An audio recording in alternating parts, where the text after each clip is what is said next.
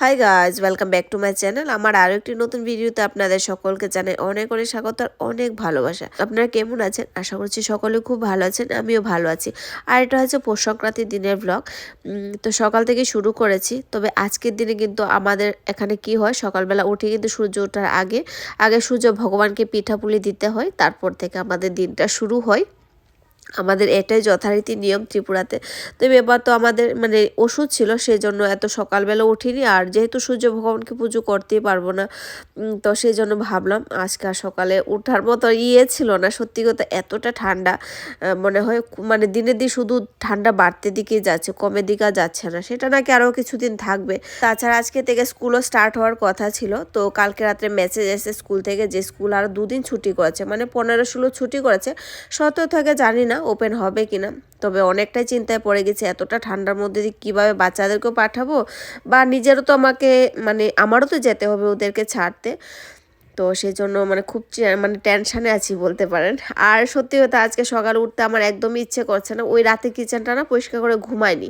তারপরে হয়েছে আবার বাইরের মানে ব্যালকনিটা পরিষ্কার, মানে আজকে প্রচুর কাজ আছে।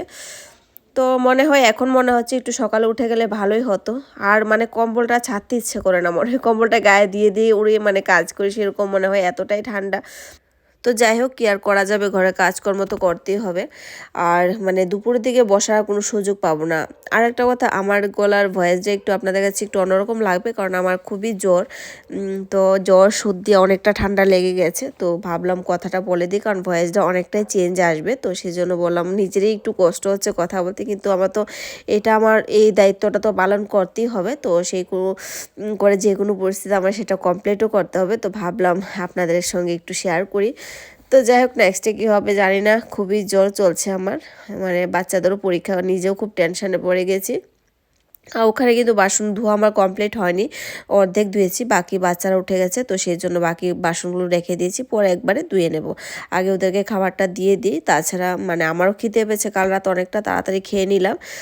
তো সেই দিকে না অনেকটাই খিদে পেয়ে গেছে। তো ভাবলাম আগে পরাঠা করে নিই। টোটাল আমি 6টা পরাঠা করেছি, তো পিনাটস দিয়ে খেয়ে নেব। বাকি তো সকালবেলা চা খেয়েছি, তো ওরও পিনাটস দিয়ে খাবে, আমিও পিনাটস দিয়ে খেয়ে নেব। তারপর অন্যান্য কাজকর্মের দিকে লেগে যাব। সেগুলি খুব তোড়জোড় থাকবে ত্রিপুরাতে, মানে ত্রিপুরাতেও থাকবে, ওয়েস্ট বেঙ্গলও থাকবে, সব মানে আমাদের প্রত্যেকটা বাঙালির ঘরে আজকে কিন্তু পিঠে পুলি খুবই থাকবে।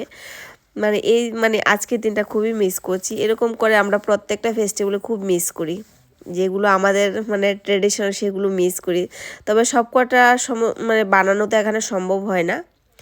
তো সেই আশেপাশে আমাদের ধরুন বাঙালি হতো, তাহলে সবাইকে নিয়ে একটা কিছু করা যেত। আশেপাশে সেরকম বাঙালি কেউ নেই, তবে ওরা ওদের মতো করে, আমিও ওদের সঙ্গে কিছুটা মিলে ঝুলে নিই। কারণ একা তো মানে কোনো ফেস্টিভ্যাল একটু না করে তো থাকা যায় না, সেটা ভালো লাগে না। তো সেই জন্য কী করি, ওদের সঙ্গে একটু একটু কিছু একটা করে নিই। মানে এখানে যে নিয়ম, যেরকম গতকালকে গিয়েছে লরি, আমরা যখন দিল্লিতে ছিলাম, এবার ওষুধ হয়তো, গত বছর তো আমরা মানে দিল্লিতে ছিলাম, প্রতি বছর লরিতে ওখানে আগুন টাগুন জ্বালে, ওখানে মুমফলি তিলের নাড়ু টাড়ু দেওয়া হতো। সেরকমটা আমি ওদের সঙ্গেই করিনি, কারণ এক্সট্রা করে আমি আমারটা মানে করা তো সম্ভব হয় না।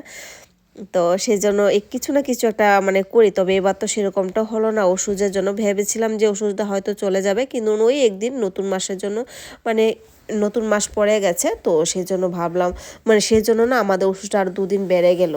তো সেই ক্ষেত্রে আর কিছুই করা হলো না। তো পিঠে পুলি আমি আজকে কিছুই বানাবো না, শরীরটা তো ভালো না, পরেই বানাবো। 1-2 দিন যাক, সামনে একের পর এক 2-4টা কাজ আছে। তো সেগুলো মানে একা থাকলে কি হয়, অনেকটা মানে অনেক কিছু ভাবতে হয়। তাছাড়া এই যে এখন ক্যামেরাটা মানে ভিডিও শ্যুট করা, তারপর এডিটিং করা, সেটাও কিন্তু মোটামুটি সময় লেগে যায়। তো সেই জন্য অনেক কিছু ভেবে চিন্তা করে মানে করতে হয়, একসঙ্গে লাড়া দিলে পারবো না, হয়তো আরও বেশি অসুবিধা হয়ে যাবে। তো সেই জন্য ভাবলাম একটু একটু করে করি, সব কিছু যেন ঠিক থাকে। তো বাসন টাসন সমস্ত কিছু ধোয়া হয়ে গেছে। তো এখন কিচেনটা একটু মানে গুছিয়ে টুছিয়ে একবার বেরিয়ে যাব, কারণ দুপুর আজকে রান্নাবান্না নেই, রাতের চিকেন ছিল। আর তো সেই চিকেনটা দিয়ে না এখন দুপুরবেলা খেয়ে নেবো, আর রাতে দেখি কি করা যাবে, কারণ ওর বাবা তো রাতে ঘরে থাকে, ঘরে ভাত খায়। তো সেই জন্য রাতে আমাদের মানে কোনো না কোনো কিছু করতে হয়, একদম গরম গরম করতে হয়। আর আমি স্টিলের বাসনটা আগে ধুয়ে নিই, আর কাচের যতগুলো বাসন আছে কিংবা কাপ টাপ আছে সেগুলো একই সঙ্গে না সিঙ্কে রাখি না একসঙ্গে ধুয়ে দিই, না আমি বর্তনে গামলাতে রাখি, আমি সমস্ত কিছু আলাদা আলাদা করে রাখি যেন। তো সেই জন্য আমার মানে কাপ টাপ কাচের গ্লাস টাস কিছু আমার ভাঙে না, অনেকটা দিন আমার থেকে যায়।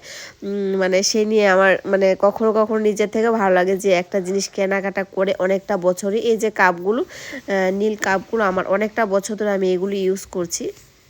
একবার আমার শাশুড়ি মা ত্রিপুরা থেকে মানে আমরা একই সঙ্গে এসেছি, আমি আমার শাশুড়ি মা আমার মা ওদেরকে আমি নিয়ে এসেছি। তো মা আসার সময় আমার শাশুড়ি আসার সময় এই কাপগুলো আমার জন্য ওখান থেকে পুরো সেটটা নিয়েছিল, 6টা কাপ 6টা প্লেট। তো সেগুলো এখনও আছে। তো প্রতিদিনই প্রতিবারই এই মানে কাপগুলো যখনই ধরি মার কথা খুবই মনে পড়ে যে মা দিয়েছিল। আর মাও মানে তারপরে মাও একবার এসেছিল দিল্লিতে যখন ছিলাম, যখন আমার সার্জারি হয়েছিল তখন মা কাপগুলো দেখে খুবই খুশি হয়েছিল যে কাপগুলো এখনও আছে। তো সেটাই হয়েছে, একটু লক্ষ্য করে কাজটা করি বলে হয়তো জিনিসগুলো টিকে থাকে। তো যাই হোক, আপনাদের সঙ্গে কথা বলতে বলতে কিন্তু আমি ব্যালকনিতে চলে এসেছি। এখন ব্যালকনিটা পরিষ্কার করে নেব, তারপর ওই মানে দুটো ঘর গিয়ে গুছাবো। সমস্ত কাজ ওইদিকে পড়ে আছে। ভাবলাম কি যত বেলা হয়ে যাচ্ছে ততটাই কিন্তু মানে ঠান্ডাটা পড়ছে, তো ভাবলাম এদিকে পরিষ্কার টুষ্কার করে দরজা জানালা সমস্ত কিছু লাগিয়ে নেব, তারপর ঘরের দিকে গিয়ে কাজকর্ম করব, তাহলে ঠান্ডাটা লাগবে না। তারপর ওর বাবা সকালবেলা বলে গেছে যে এই কাজটা খুব তাড়াতাড়ি করে করি, কিন্তু সেটা হলো না। ওরা তো বলে দেয় যে খুব তাড়াতাড়ি করে নাও, কিন্তু আমাদের তো একটা সুবিধা হতে হবে। উপর বাচ্চাদের ছুটি চলছে, ওদেরকেও দেখতে হয়, খাবারটা দিতে হয়। তো সেই জন্য আমি আমার সুবিধা মতনই কাজটা করি, যেহেতু আমারই করতে হবে আমি আমার সুবিধা মতো করি। বাস ও আসার আগে কমপ্লিট হয়ে গেলেই চলো, কারণ ও এসে যদি আবার সেরকমটাই দেখে একটু রাগ করবে। তো যেন মানে সেটা যেন না হয়। আর ভাড়া বাড়িতে থাকি, সেই জন্য কেউ কিছু বলতেও না পারে। স্বাভাবিক, একজনের বাড়ি, তারপর আমরা থাকছি নিঃস্বাধীনভাবে থাকছি, তো সেখানে দেখা যায় কি আমাদেরও কিন্তু অনেকটাই রেসপন্সিবিলিটি থাকা দরকার। আর নিজের মতো করে যতটাই থাকতে পারবো ততটাই কিন্তু ভালো। তো যাই হোক, ওইদিকে কিন্তু আমি ঘরটর মুছিনি, আজকে ঘর মুছবো না, এই ব্যালকনিটা মুছে নেব। আর সামনে যে ডোরটা কালকে ওর বাবা লাকড়ি টাকড়ি কেটেছিল, তো কালকে রাত্রেও পরিষ্কার করেছি, তারপর যেন একটু ডাস্ট লাগছে, তো সেই জন্য ভাবলাম একটু পরিষ্কার টুষ্কার করে নিই। আর আজকে ধুয়ে দেবো না, এমনিতেই বালতি ভরে। আর ধুয়ে আজকে অনেকটা দিন ধরে দিই না, সেটা দেখবে গরমের দিনে সকাল সকাল জল দিয়ে ধুয়ে দিই, তবে শীতের দিনে সেটা মানে মনে হয় না হবে করে, জল দিয়ে ধোয়াটা শুকাতেই চায় না। তো সেই থেকে না আমি কি করি, বালতির মধ্যে জল নিয়ে হাতে মুছে নিই, আর সেটাই যেন আমার কাছে মানে সুবিধাজনক লাগে। আর এই যে চুলাটা কিন্তু কালকে রাতে ঘরে ছিল, আমরা কয়লা গরম করে মানে ঘরে রেখে দিয়েছিলাম, তো সকালবেলা উঠে বের করে দিয়েছি। আর এটা সামনে কালকে বসাতেই আমার আরও বেশি অলসতা পেয়ে গিয়েছিল, সেই জন্য রাতে কিচেনটা পরিষ্কার করিনি, তা না হলে কিন্তু আমি কিচেন পরিষ্কার করেই ঘুমাই। আর বাচ্চাদের স্কুল থাকলে তো সেটা আমার করতেই হতো, তাহলে আগুনের সামনে এসে বসতাম না। কিন্তু ওই যখন মেসেজটা দেখেছি তখন ভাবলাম শরীরটা যখন গরমই হয়েছে তখন আর কিচেনে আর যাবো না, সকালবেলা উঠে করে নেবো ভেবেছি, সকাল সকাল উঠে পড়বো, কিন্তু ওই কিচেনের জন্য আমার যেন আরও অলসতা পেয়ে গেছিলো। তো সেই জন্য না সঙ্গে সঙ্গে কাজটা করে নিলে কাজটাও পড়ে থাকে না, আর মনের মধ্যে কোনো অলসতা কাজ করে না দেখবেন। তো ওইদিকে তো সমস্ত কাজ কমপ্লিট করে এসেছি, এখন ঘরটা একটু গুছিয়ে টুছিয়ে নিয়ে নিলাম। তো সেই ঘরের কাজগুলো আপনাদের সঙ্গে শেয়ার করিনি, কারণ তাহলে ব্লগটা অনেকটাই বড় হয়ে যাবে। আর আপনারা তো আমার ডেলি লাইফস্টাইল আমি আপনাদের সঙ্গে শেয়ার করবই, তো সেই জন্য ভাবলাম একটু একটু করে প্রতিদিনের ব্লগে আমি আপনাদের সঙ্গে শেয়ার করব ডেলি লাইফস্টাইল। তো আমার ডেলি লাইফস্টাইল দেখবেন আমার ঘর রিলেটেডই ব্লগ থাকবে, আমার এক্সট্রা কোনো নেই যে এখানে ওখানে ঘুরতে যাওয়া, সেটা আমাদের পক্ষে সম্ভব না যে এদিকে ওদিক ঘুরতে যাওয়া। যেহেতু বাচ্চারা বড় হয়ে যাচ্ছে, সেদিকে দেখা গেল যদি বেশি আমাদের সেই শখটা থাকে তাহলে কোনো কিছুই হবে না।